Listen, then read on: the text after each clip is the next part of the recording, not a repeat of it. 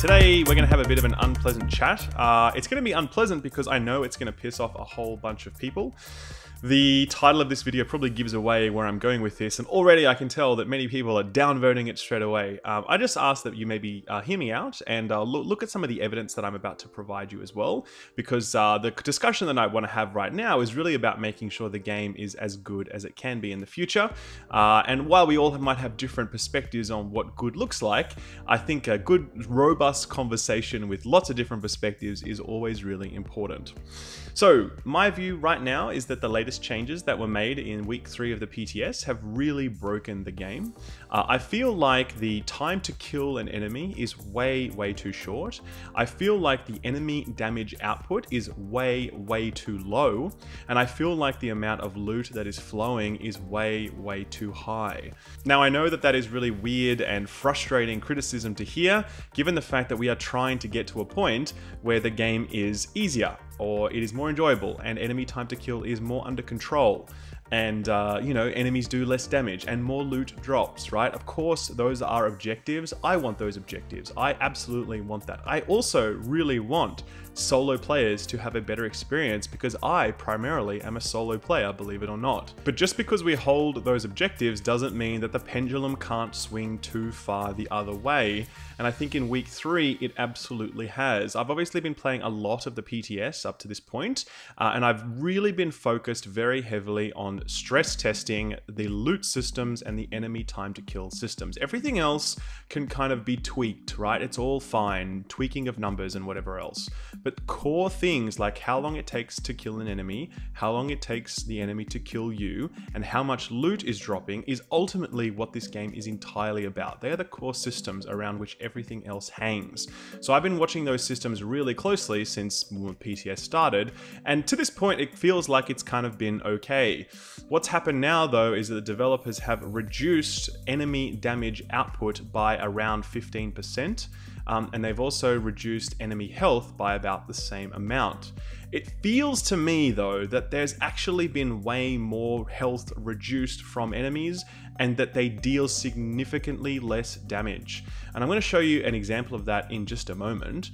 The other thing that has happened is that, well, in connection with this change to enemy health and enemy damage output, the underground has now become extremely simple to do, and I am able to solo it on challenge mode, clearing it within the space of about 10 minutes per run without coming anywhere close to dying, and getting around about 10 items per run, give or take. And that does not include any items that I would receive from my field caches,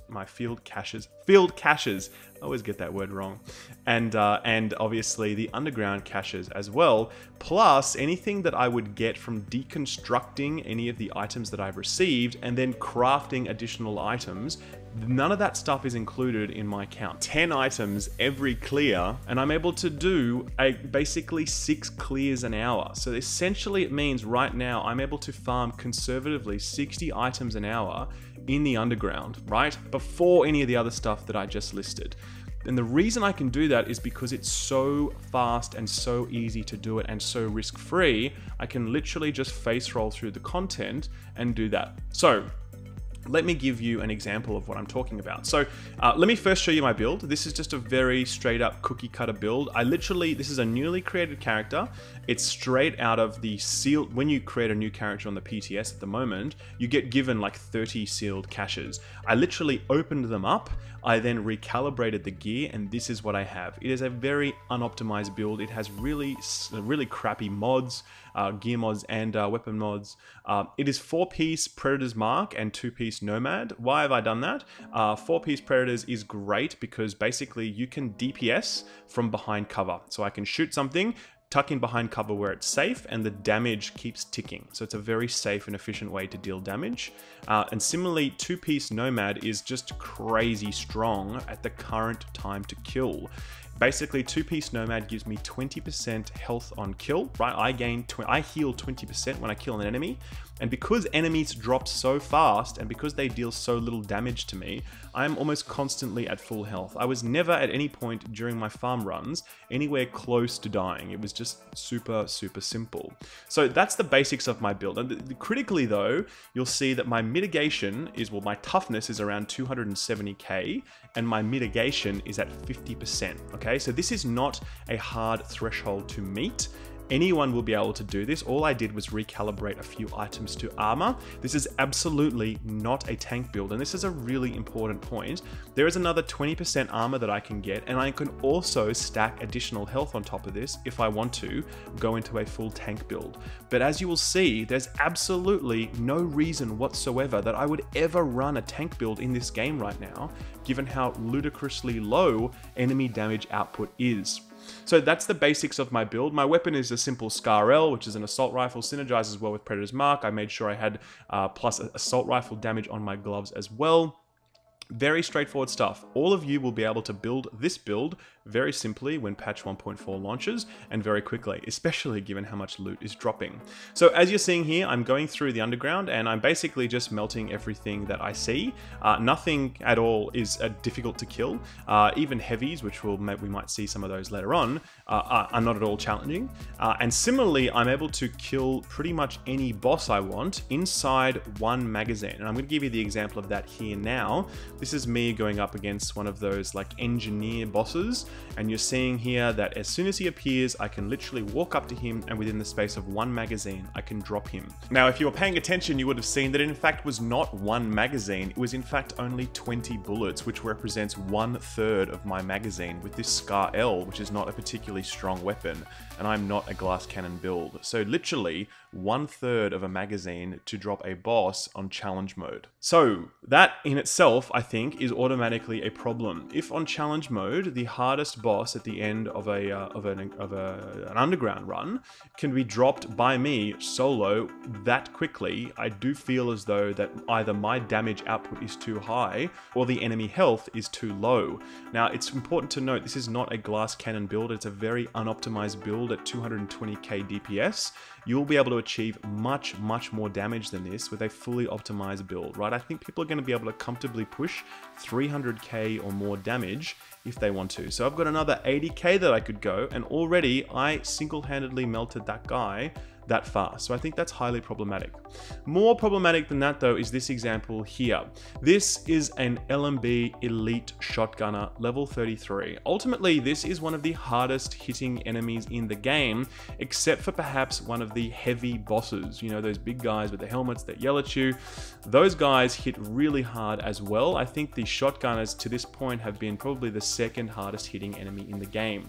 Here you are seeing that I can literally tank around 5 or 6 of the shots of that enemy, of that shotgunner, point blank, without having any fear of dying whatsoever. So that is a really, really bad thing, right? Why is it bad? Well, build diversity is really important in this game, or it should be at least, and there is absolutely no need for build diversity whatsoever when I can just stand in front of a mob with 50% mitigation with a really basic build and not have to worry about the damage that they are outputting. Across the entirety of this hour that I played in the underground where I was just spam farming, as I said, I never came close to dying. It was just easy mode the entire time. So there would be no room for a tank in this game because there's just not enough damage being put out by enemies to necessitate a tank. Similarly, if we talk about healer builds, I started by running heal when I was running this solo run, but eventually I dropped it and I put on like Seeker Mine or whatever just for the lols because I didn't need heal at all. I was getting so much healing from the two-piece Nomad, and the enemies were dealing so little damage that, you know, there was just no point. So you've already crossed out the need for a tank, you've crossed out the need for a healer, and if we talk about things like, you know, like skill power builds with BFB and Seeker Mines and turrets and all that sort of stuff, that's cool, to be honest, but like really, enemies die so fast just by shooting at them, it almost feels a little bit pointless. Like, what is the point of putting down a turret that's going to lay down suppressive fire if enemies die within the space of like, you know, 3 seconds, right? all the time, even on the hardest difficulty, right? That just seems like, what is the point of that? It just seems like a real waste of time to use that ability at that point. Things like Seeker Mine and Flashbang and Sticky Bomb, they kind of makes a lot more sense, right? Sure, you can throw those off, they're part of your normal damage rotation, cool. But pretty much every other skill is not required. You're seeing here I'm also running Smart Cover. That's really not required here. I really didn't even have to drop that at all. It was a bit of a nice to have. All it really gave me was more weapon stability, rather than giving me more mitigation. So all of that in aggregate says to me that there is a big problem right now with the amount of health that enemies have and the amount of damage that they are dealing to me. And this game at this point, with the latest changes in patch 1.3, feels entirely face roll. I will tell you that I did not enjoy this hour of playing because it just felt so boring and so uninteresting. It was not high tension, it was not engaging, it was not challenging. It was literally just like I was going through the motions. You know how it feels to run a hard mode mission on patch 1.3 at the moment? That's pretty much how it felt to do this. It felt like just an unrewarding exercise. And that is not how a true, like one of the end game activities in the game should feel on the hardest difficulty when you are running solo. The other thing I should mention, that forgetting all of what I've just said, even if the shit did hit the fan and I did for some reason die, I've also got a res that I could use to bring myself back up. So the fear of death is just so not an issue right now. I can just steamroll through everything totally fine, okay? So that is my view on time to kill and enemy health, right? I know a lot of people don't agree with that. They would love it if this game was really super simple and everything just fell over and, you know, whatever. But I really don't think that's what the vision of this game is. You know, if we look at something like Diablo, for instance, Diablo is a really good example of a game where everything melts immediately, so long as you're doing it at the appropriate difficulty. But the entire sort of construction of Diablo is very different. It's not a tactical shooter. It's just a classic action RPG. You are meant to blow through everything immediately, get thousands of crappy drops, right, in the hope that 1% of those drops is rewarding. What's happening now, though, is that I'm basically blowing up everything in my path, and I'm getting, like, all 229 loot.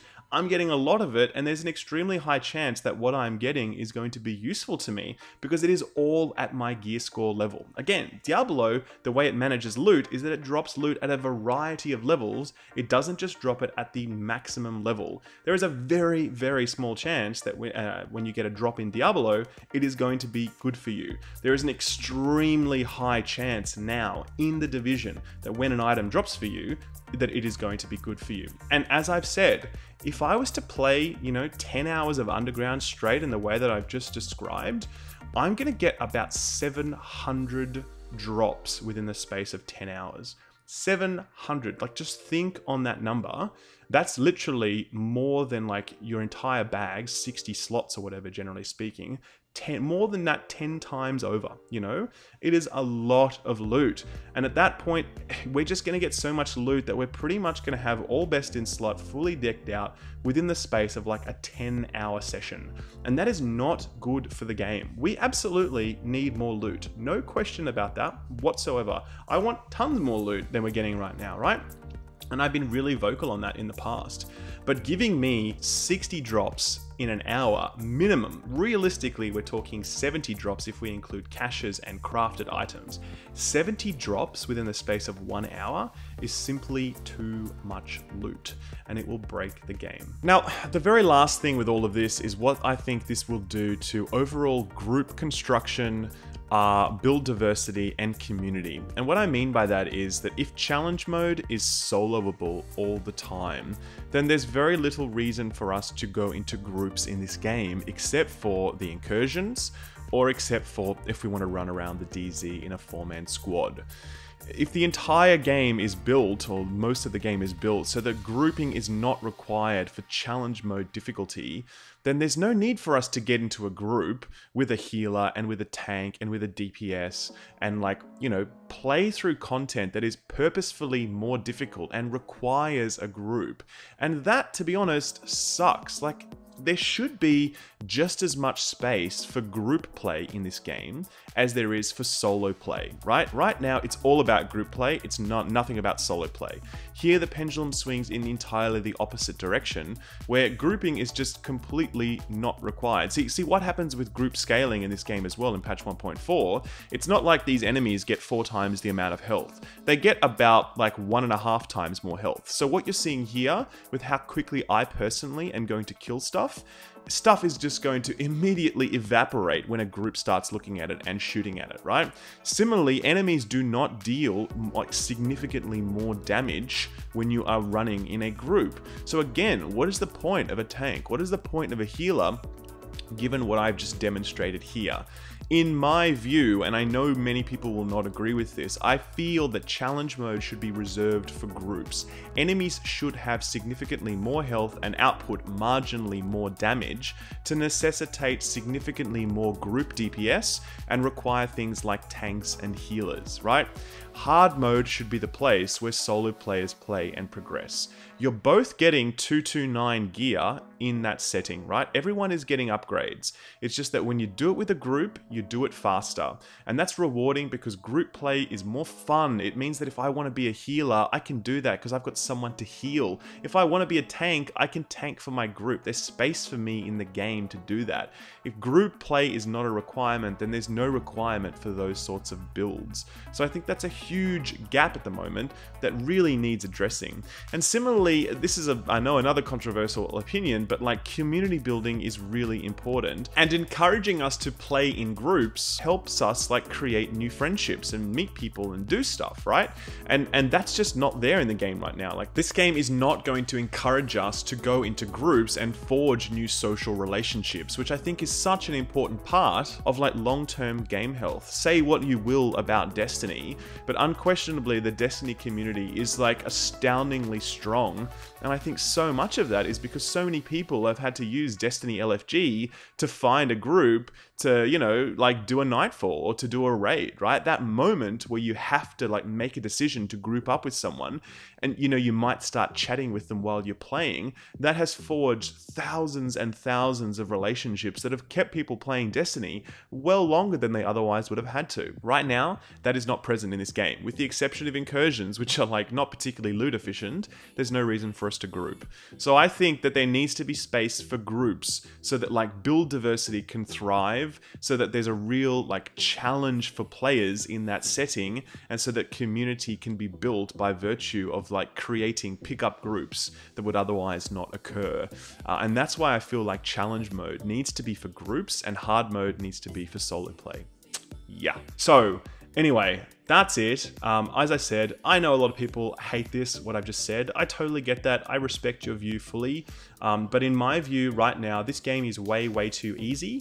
Enemies have too little health and they deal way too little damage, and we are getting way too much loot. At this point, people will log on, you know, patch 1.4 release date, whenever it is. They'll play the game for a week, and in that time, they will get like hundreds or thousands of drops, depending on, you know, what they need and how often they play. And at that point, they're going to have a best-in slot set up for pretty much everything that they would want. And that's that. And simultaneously, if they're playing solo, they've really had no incentive to go and meet new people because the game can just entirely be played solo. That's it, full stop, no problem. And you know, there's that opportunity for people to meet others and forge new relationships and stay in the game by virtue of those social connections. That opportunity is also missed. So that's my little perspective. Yeah, I guess I know exactly how this is the response to this is going to go, but I feel like I needed to make this video. It would have been really easy for me to not do this as a content creator because yeah, these sorts of videos just attract lots of aggression. Okay, that's the way of it. But I really feel like I always need to be honest with you guys about how I feel about the game. I feel like we all need to sort of put our voices forward with regards to what we think needs to go into the game to make it better. And so the voices that disagree with me are just as important as my own voice in this, and I'd really welcome your feedback on that. So let me know what you think in the comments below. And let's have a conversation about this that arrives at the ideal point. If you think it's ideal right now, cool. cool, totally respect that.